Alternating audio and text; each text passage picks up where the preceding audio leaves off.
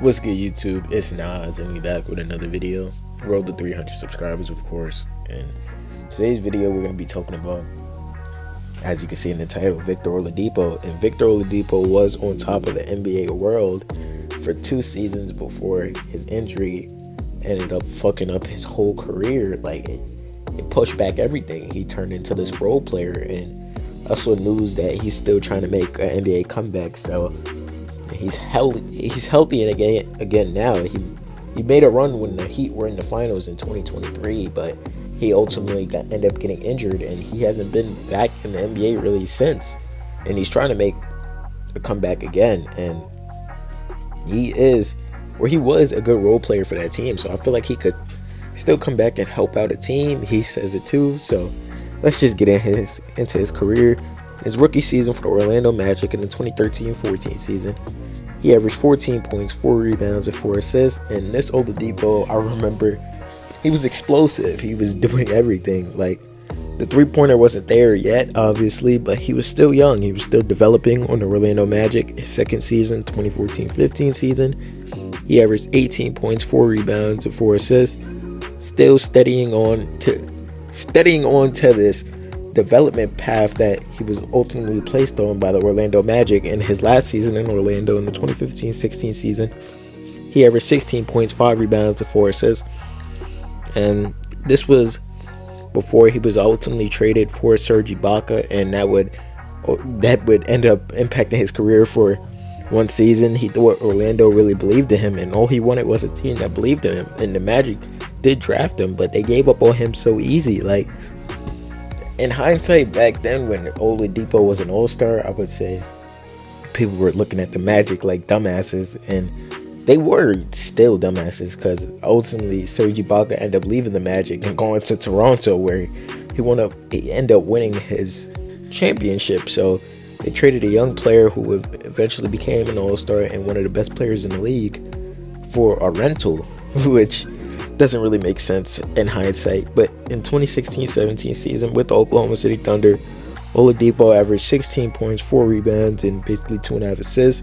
This was during Westbrook's MVP season, and Oladipo got to play next to Westbrook, which helped his growth even more, because to look at that, he really improved his very next season after playing Westbrook. So when niggas talk about Westbrook being a terrible teammate and a terrible person in the locker room, it just doesn't make sense when people talk about that, because he impacts so many players. Like him and people, I don't know. It's crazy that for Paul George, the Pacers got Oladipo and Sabonis, and both of them turned out to be all-stars. So that really, Paul George demanding out really helped him, and they still don't show him love when he gets back to Indiana. Like, he didn't even get a tribute video, and they still boo him. So I don't know if Paul George will ever get the respect from Indiana Pacers fans. Hopefully one day he does. But anyway, but in the 2017-18 season, Oladipo had his best season.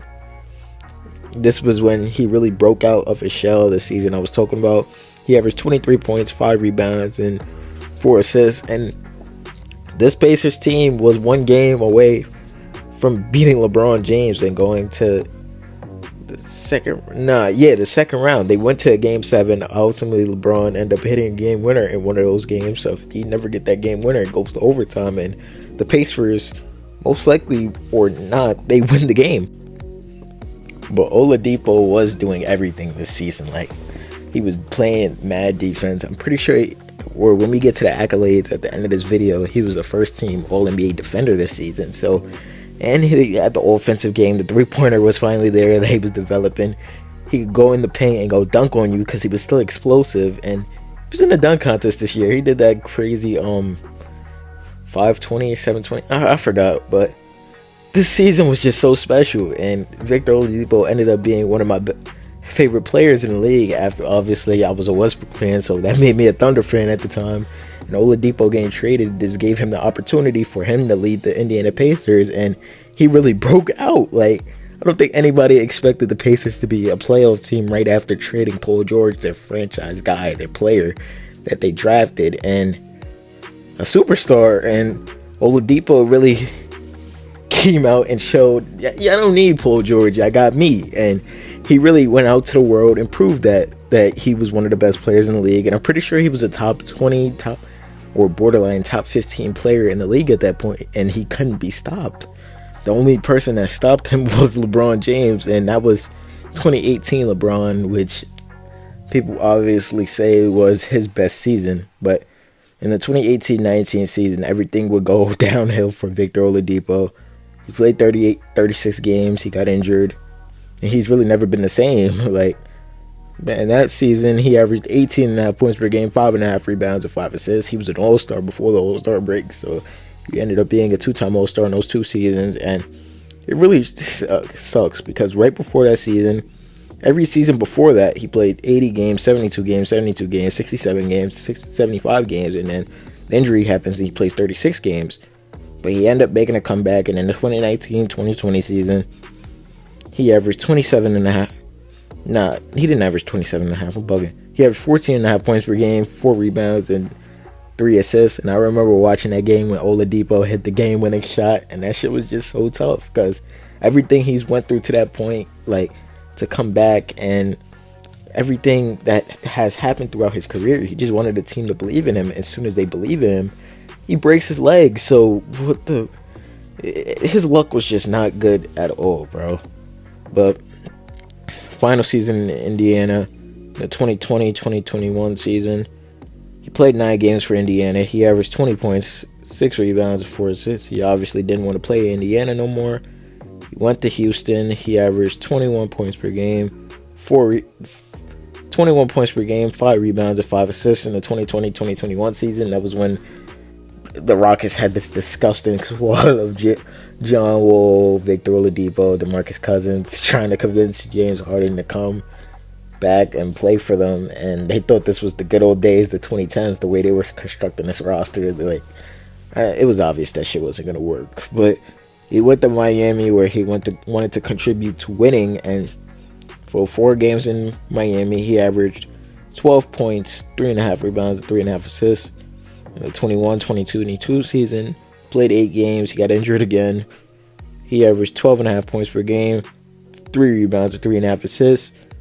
And in the 2022-2023 season, his last season since when he got injured, he averaged 10.5 points per game, 3 rebounds, and 3.5 assists. He helped the Heat go on a finals run before obviously getting injured again, and he hasn't been in the league since.